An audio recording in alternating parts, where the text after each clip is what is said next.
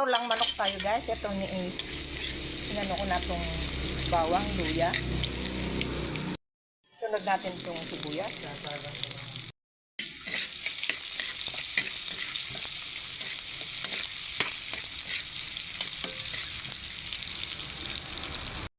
Lagay natin itong sangkot dyan natin itong manok.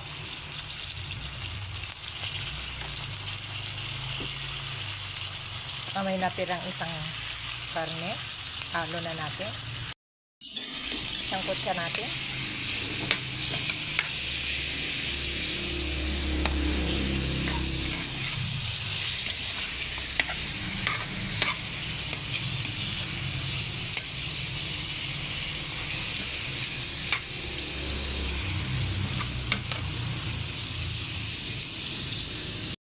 Lagyan natin ng paminta. Lagay tayo ng patis. Mas mabango kasi ang patis guys. Pero nasa inyo kung ano gusto nyo ilagay. Halo natin guys. Ito, naisangkot siya na.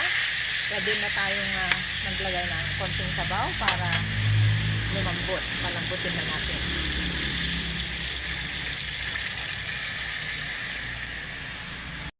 Lagay na natin itong sayote. So, palambutin natin muli guys. Yun ng ilang minuto. Lagay tayo ng sili guys. Lagyan natin ng konting pampasarap.